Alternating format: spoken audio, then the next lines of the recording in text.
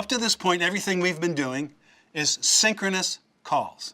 What that means is the client applies the function h to the arguments, which are sent to the server. The client then waits or blocks on the server to return the result. When the client receives the result, then things proceed. So if that h call was in the middle of something else, that something else is waiting until the h call returns. Now, this is good sometimes because you need to know that what completed on the server side was successful, but sometimes you don't need that. Sometimes, for example, you're talking to a remote logging process. The client side says, log this. It's not its concern whether the server succeeded in logging it. So what it wants to do in that case is it wants to send the request to the remote server asynchronously. It says, I'm sending this, don't talk to me. I'm done with you, do whatever you need to do. As soon as the call is made, it proceeds to whatever was next in its chain of execution. All right, that's an asynchronous call. All right, to show you how to do that, I have to pull back the curtain in the Wizard of Oz and show you what h really is. This function, h, that we've been using to send things is an int. It's a 32-bit integer. And so you're saying to yourself, wait a minute. You've been applying an integer as a function? And the answer is, yes, we have. How does he do that? Well, kind of, sort of, he keeps track of which open connections are associated with which integers, and when you use them in function call syntax, he knows that's what you mean. Because really, why else would you use an integer in function syntax? You wouldn't. All right, so having told you that h is really an int, and when we've applied h to the arguments, as is, it's a synchronous call, here's the trick. H is positive. If I use the function neg, which says reverse the sign, so positive becomes negative, negative becomes positive, built-in function of q, well, because h is positive, neg h is now negative. And if I apply that function, which is now a negative integer, it's now an asynchronous call. Now, you can't really see that. I could jerry-rig the function on the server side to go into a loop for 5 seconds, and you would see that it sits there for 5 seconds, and the client just continues immediately. All right? But you will notice there was no response that came back to the client. So you're saying, OK, you know, I kind of like this async business, because what if the server needs a lot of time to finish the calculation of the data retrieval, or maybe it's got to go out to the internet to 15 different places and aggregate data and give it back, and I don't want to sit there and wait on it. I got things to do. Well, I'm a busy client. So the async call is nice, but what if I actually wanted to return the result to the client or something to the client? So this is called, in programming speak, a callback. Right? The server calls back to the client with whatever the response is. Now, the problem is Q doesn't have a built-in callback mechanism. And you'd say, well, that's a problem. And I would say, no, it's not. We can build it. We already know enough to do this. We're going to build a callback mechanism from scratch in Q? Yes, we are. So I need to show you one more thing. All right?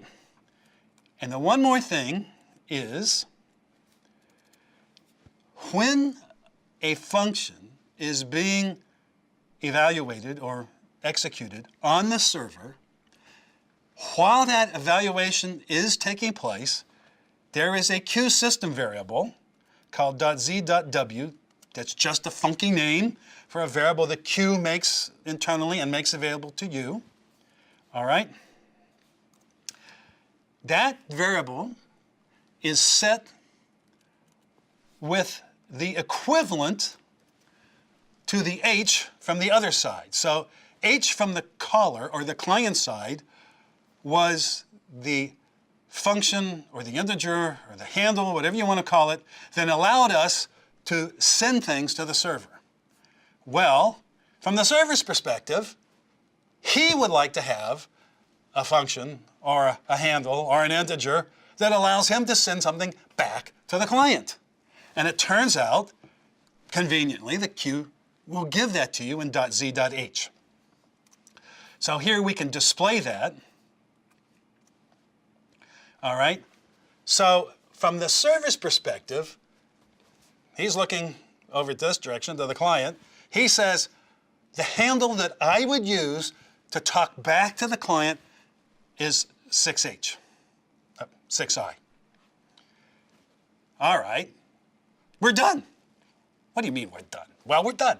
We know everything that we need to know. And here's how we do it.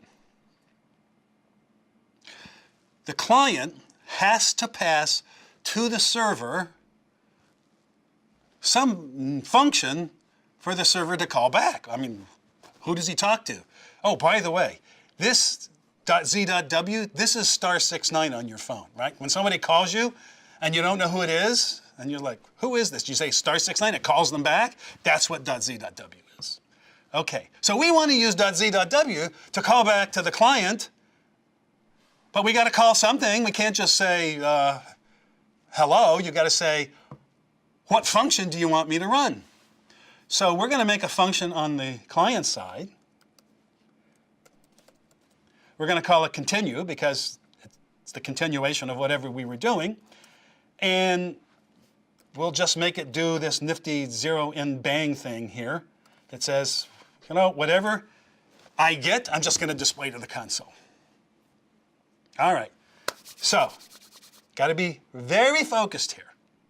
From the client, we're going to call to the server.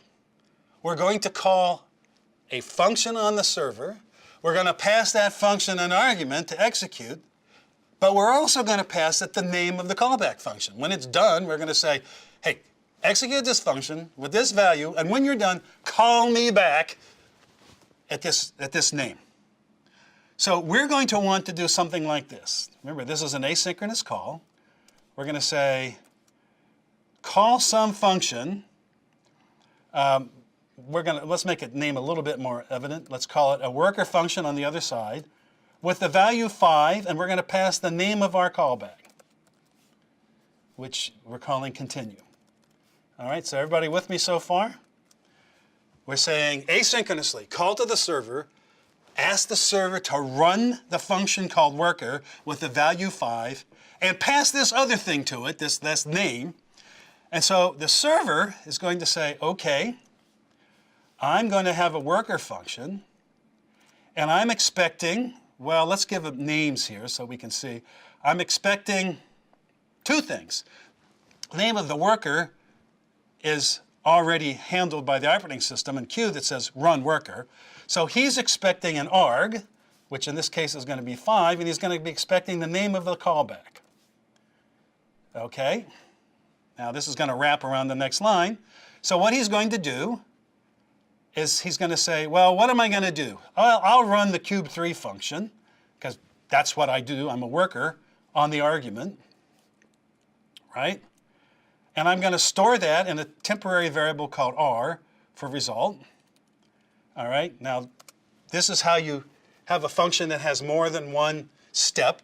You say, first step, run cube3 on arg, store that result in r. And now the next second step is we're going to say neg.z.w, call back whoever called us asynchronously, otherwise you're going to get deadlocks here. They'll be waiting on each other to finish. Asynchronously, call back. And what are we going to call? Who are you going to call? We're going to call back whatever the name we were passed with R. All right, so can we read that when it's wrapping? Our worker function expects an argument and a callback. It uses the argument, runs cub3, which should give us one, whatever the cube is, puts it in R, and then he says, asynchronously, call back to whoever called us. Who are we going to call on the other side? The name that he gave us, call back. And what is callback's argument? R. So now we have the worker process on the server. which expects an arg and a callback. It uses the arg in cub3, puts the result in R, then it calls back to whomever called it on that connection. It calls the function whose name was passed, and it gives that function R. All right, so there is our server process. And now we have this pending call on the client that's going to say, asynchronously call to the server, invoke or evaluate the worker process with 5, so that 5 will be arg, and give it the name of continue. There we go. We just invented callbacks from scratch in Q, knowing nothing.